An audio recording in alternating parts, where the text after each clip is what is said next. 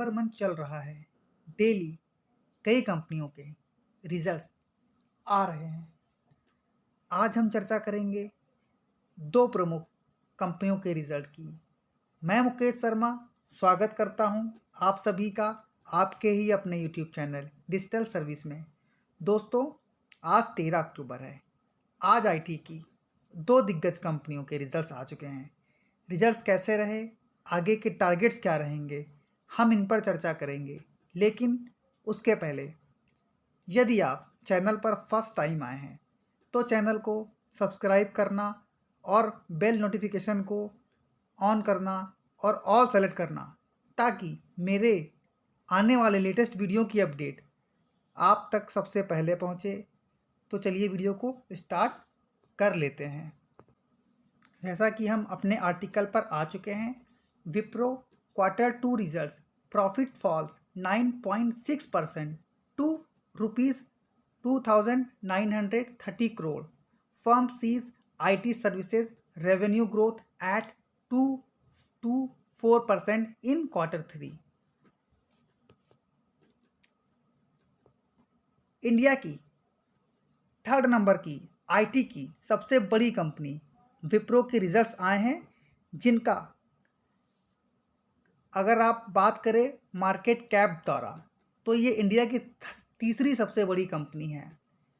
बात हम करते हैं कंसोलिडेटेड रिजल्ट्स की। अगर कंसोलिडेटेड नहीं पता आपको तो मैं बताना चाहूँगा कि जितनी भी बड़ी कंपनियां होती हैं उनके नीचे कई छोटी कंपनियां भी होती हैं जो इनकी सब्सिडियरी होती हैं। उन सब के रिजल्ट्स को मिला करके जो रेवेन्यू आता है, जो प्रॉफिट आता है, उसे हम कंसोलिडेटेड कहते हैं।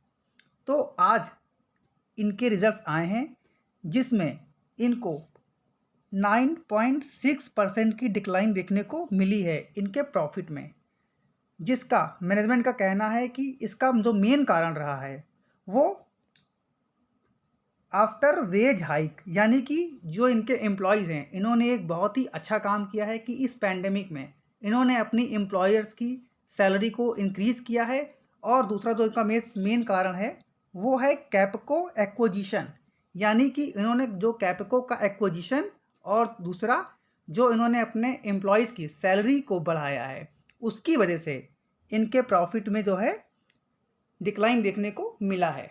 और वहीं बात अगर हम करें, profit grew by 18.9% compare to the corresponding quarter last physical. अगर हम बात साल दर साल की करें तो लास्ट ईयर से अगर इस साल के क्वार्टर से कंपेयर करते हैं तो इनके प्रॉफिट में आपको 18.9% की ग्रोथ देखने को मिल रही है, जो कि एक बहुत ही अच्छे रिजल्ट्स का अनुमान दिख रहा है।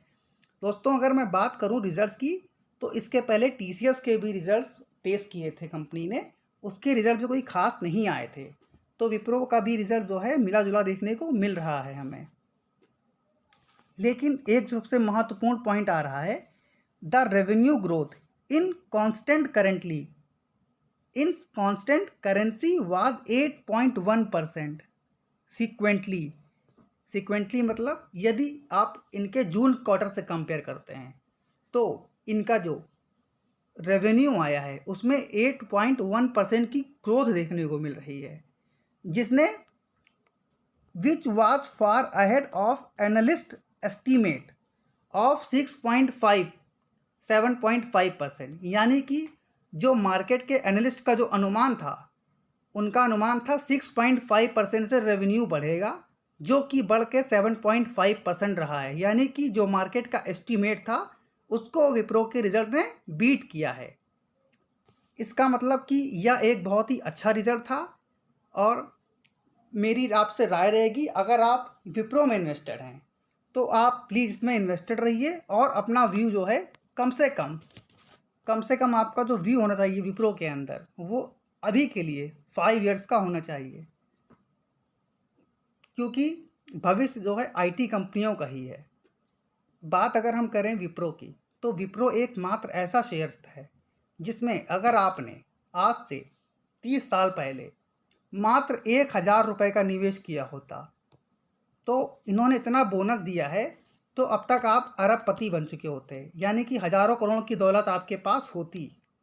लेकिन अभी भी कुछ नहीं बिगड़ा है, अभी भी आपके पास मौका है। कई दिग्गज ऐसी कंपनियां भारत के अंदर मौजूद हैं जिनमें आप अगर आपका व्यू लॉन्ग टर्म है, यानी कि कम से कम 20 साल तो आपको इन्वेस्टेड रहना ही पड़ेगा। अगर आप चाहते हैं कि आप एक बड़ी वेल्थ क्रिएट कर पाएँ, तो आज भी कुछ नहीं बिगड़ा है। आज से ही आप शुरुआत कर सकते हैं कुछ अच्छी कंपनियों में निवेश करके। मात्र अगर आप प्रति मंथ 1000 रुपीज़ की SIP भी करते हैं, तो उससे आप अपने रिटायरमेंट के समय एक बड़ी वेल्थ क्रिएट कर सकते हैं। बात हम करते हैं दूसरे रिजल्ट की। चलिए वो भी देख लेते हैं कैसे रहें। आज इन्फोसिस ने भी अपने रिजल्ट पेश किए हैं, चलिए उस पर भी चर्चा कर लेते हैं। Infosys Q2 result, consolidated profit after tax rises 4.3% quarter on quarter, beats estimate को टू पे ₹15 डिविडेंड। यानी कि इन्फोसिस का जो Q2 का रिजल्ट आया है, इनका जो कंसोलिडेटेड प्रॉफिट आफ्टर टैक्स आया है वो 4.3% से बढ़ा है क्वार्टर ऑन क्वार्टर की अगर आप बात करते हैं तो। और इसने भी मार्केट के अनुमान से बेहतर रिजल्ट पेश किए हैं।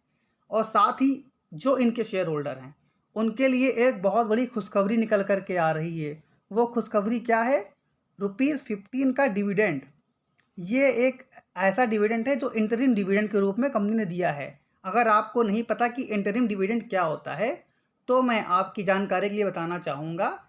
जब किसी एक साल में 4 क्वार्टर्स होते हैं, जब सेकंड क्वार्टर के रिजल्ट्स आते हैं और बाकी के 2 क्वार्टर रिमेनिंग्स होते हैं, यानी कि जो क्वार्टर मिड होता है, उसमें जो डिविडेंड कंपनी देती है उसे हम इंटरिम डिविडेंड कहते हैं। आई होप आपको मेरा पॉइंट समझ में आया होगा।